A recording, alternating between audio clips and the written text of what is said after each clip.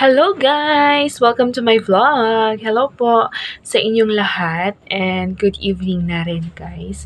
Ngayon lang ulit ako nakapagawa ng video, gawa ng masyado akong busy sa school dahil sobrang dami naming reports na ginagawa ngayon. So ngayon lang ulit ako gawa ng video. So, please naman guys, pa-subscribe na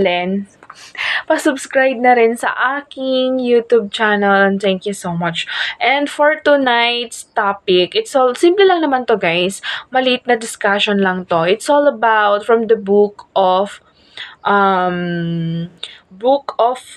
dictums. Ito daw yung mga three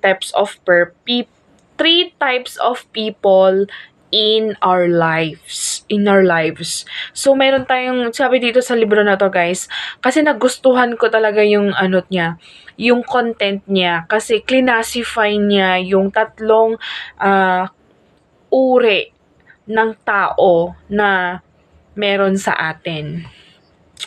Una, yung the leaf people, pangalawa, yung the branch people, at saka yung pangatlo is yung the root people. So, the three types of people, yung tatlong types ng tao sa ating buhay. Kung sino-sino sila, guys. So, unahin natin sa the leaf people.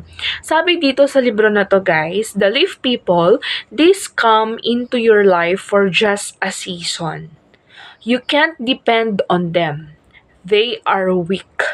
They only come to take what they want and then they leave. Actually guys, itong explanation na to sa isang libro na to guys is parang sinimbolo niya yung buhay isinimbolo niya yung tao sa isang puno.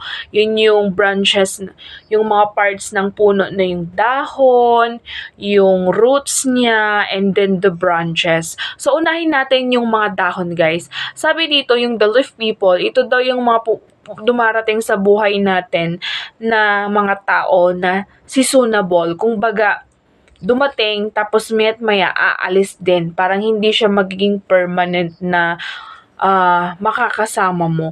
You can't depend on them. So, hindi daw natin pwedeng i-depend yung sarili natin sa kanila. Kasi nga, yun nga, guys, hindi sila mag-i-stay or magre-remain. They only come to take what they want. So, sabi niya dito din, pupunta lang sila sa'yo dahil meron silang kailangan sa'yo. And of course, kapag natapos na at nagawa na nila at nakuha na nila yung kung ano yung gusto nila sa'yo, that time, yun na yung time na aalis din sila. So, napakaganda nung message or nung content nito, yung the leaf people. So, pinapakita niya dito guys na yung may mga tao talaga na darating sa atin na hindi maging permanent. Kung baga hindi natin sila makakasama habang buhay. Kahit nga rin yung mga malalapit na kamag-anak natin guys, hindi mo masasabi na sila ay magre-remain sa'yo. Dahil darating talaga yung panahon or yung time na aalis din sila.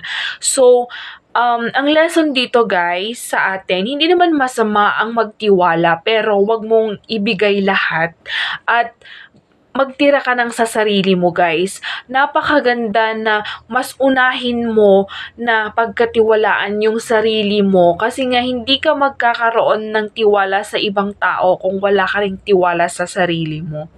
And these people na umaalis, of course, may rason din naman. Hindi naman lahat ng umaalis na tao ay makasalanan or may mga kasalanan sila. Of course, may mga pansarili din silang mga dahilan or mayroon din silang mga dapat gawin kaya sila umaalis. Depende sa sitwasyon. So, yun lang guys. And please click the subscribe button. Thank you so much. Please, manood kayo sa next na video. Yan lang.